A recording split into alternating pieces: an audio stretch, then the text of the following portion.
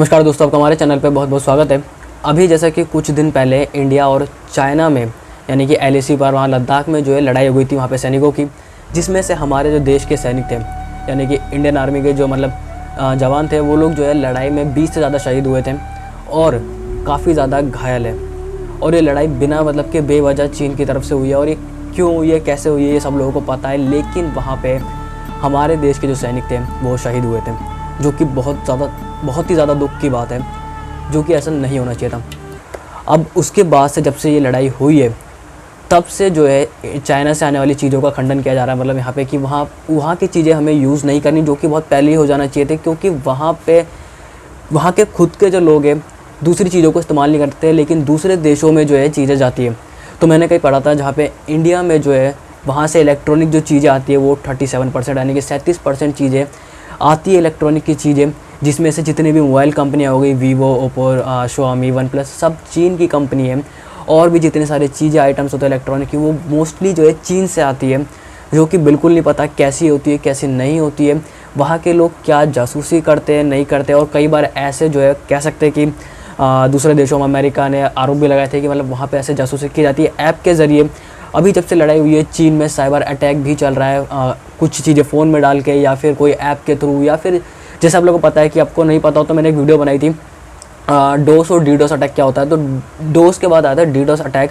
अगर आपने नहीं देखी तो वो आपको आई बटन में मिल जाएगी, वहाँ पे आप जाके देख सकते हो कि आखिर डीडोस अटैक क्या होता है। तो वो उसके थ्रू भी कह सकते हैं कि साइबर अटैक करने की फिराक में। अब आप सोच सकते हो कि पता नहीं क्या दिक्कत है, बिल्कुल ही ज़बरदस्ती की बात है। तो इसीलिए गुस्सा तो बहुत आता है कि हाँ ऐसी चीज़ों को यूज़ नहीं करना है। कितने सारे ऐप है जो आप लोगों को पता हो कि 52 ऐप ऐसे जो है आर्टिफिशियल इंटेलिजेंस जो कह सकते हैं कि जो सिक्योरिटी एजेंसीज होती है उन्होंने निकाले थे 52 ऐप्स जो कि यूज़ नहीं करने चाइना से, जिसमें UC ब्राउज़र था, ड्यू रिकॉर्डर था, एक्जेंडर, शेयरिट, टिकटॉक, ये सारे बड़े बड़े ऐप थे जिसमें बहुत सारे लोग यूज़ करते हैं, उसमें भी जासूसी का था। तो खैर बहुत सारी बातें हैं इसमें, तो चाइना के बारे में जितना बोलो उतना कम है कि क्या नहीं करता वो। तो फिलहाल ये सारी बातें अलग करते हो। तो जैसा कि आप लोगों को पता है कि मोबाइल कंपनियां कितनी बड़ी बड़ी जो है वहाँ की जो आने लगी है, तो इसी को देखते हुए कि चाइना की चीज़ को हमें यूज़ नहीं करना है, अपने देश में स्वदेशी जो है मोबाइल निर्माता कंपनी जो है जो मैन्युफैक्चर करती है माइक्रोमैक्स, लावा, कार्बन, तो इसमें से माइक्रोमैक्स का नाम सबसे उभर के आ रहा है। और माइक्रोमैक्स 3 मोबाइल लाने वाली बहुत ही जल्द, जो कि बहुत अच्छी बात है। और सबसे अच्छी बात ये भी होगी अगर वो बिना किसी चाइना के पार्ट्स का इस्तेमाल करे, पूरी चीज़ें पूरा मेड इन इंडिया ही बनाए, तो अपने 3 फ़ोन बहुत जल्द लाने वाले, तो इसी के बारे में बात करने वाले। तो फटाफट उसके अलावा कार्बन और लावा के बारे में बात करने वाला हूँ मैं। तो वीडियो को अंत तक देखते रहिए, साथ ही चैनल पर नए तो चैनल को सब्सक्राइब जरूर कर लीजिएगा। तो चलिए वीडियो को शुरू करते हैं और जानते हैं इन्हीं Micromax made in India company Lava और कार्बन के बारे में भी। चलिए वीडियो को शुरू करते हैं। तो अभी कुछ दिन पहले जो है ट्विटर पे एक यूज़र था और उसने पूछा था माइक्रोमैक्स की कंपनी से कि हाँ कि अब उनका क्या प्लान है, कब तक वो फ़ोन लाने वाले। तो उसके रिप्लाई में माइक्रोमैक्स का था ट्वीट, आप देख सकते हो आप कि बहुत ही जल्द तैयार हो जाइए, बहुत बड़ा कुछ आने वाला है।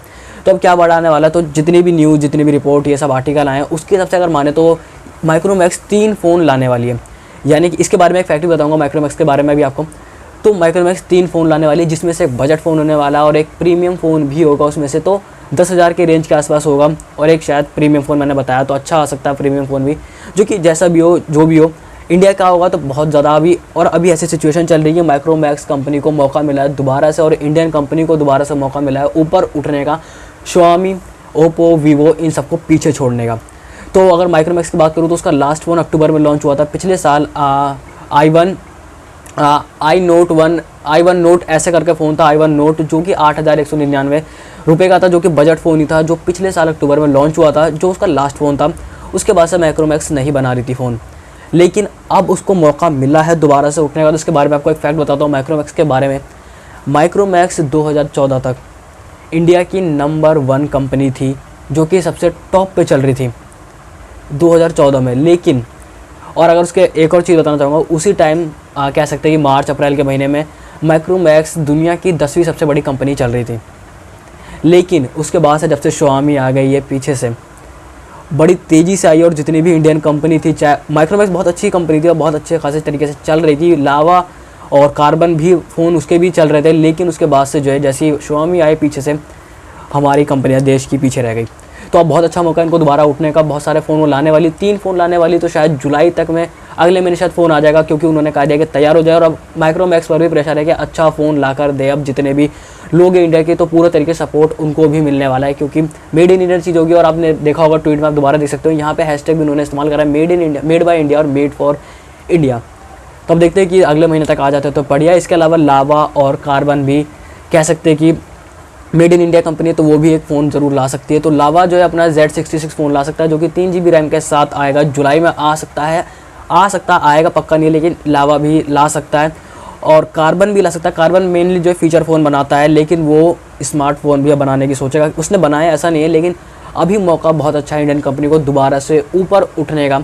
और साथ ही साथ लावा जो है फीचर फ़ोन भी बनाती है, स्मार्टफोन भी बनाती है। तो मैंने जैसा बताया कि लावा Z66 अगले महीने लॉन्च हो सकता है, मतलब आ सकता है, ऐसा बताया जा रहा है, लेकिन पक्का नहीं कि वो आ ही जाएगा। तो बहुत अच्छा रहेगा कि माइक्रोमैक्स, लावा, कार्बन और भी इंडियन कंपनी ऐसे उठे और चाइना की चीज़ों को जितना हो सके अवॉइड करना, मतलब कि उन्हें नहीं इस्तेमाल करने का। और ये लंबे समय तक, अभी का नहीं, लंबे समय तक, क्योंकि अब जैसे जैसे अभी मामला फिर ठंडा पड़ेगा तो फिर वही चीज़ें आती रहेगी, क्योंकि कितनी सारी चीज़ें कि अभी एकदम से नहीं हम तोड़ सकते, लेकिन धीरे धीरे सब कुछ होगा। तो माइक्रोमैक्स, लावा और कार्बन इस लाइन में आ चुकी है और अपने फ़ोन की तैयारी में लग चुकी है। माइक्रोमैक्स तो लग चुकी है बहुत अच्छे से, और अगले महीने तक ज़रूर उसके फ़ोन आ जाने चाहिए। अगले महीने नहीं तो उसके बाद ज़रूर आ जाने चाहिए। तो फिलहाल इस वीडियो में इतना ही था। उम्मीद करता हूँ आपको वीडियो ज़रूर पसंद आई होगी। मैं बोलूँगा आपसे अगली वीडियो में, तब तक के लिए जय हिंद, वंदे मातरम।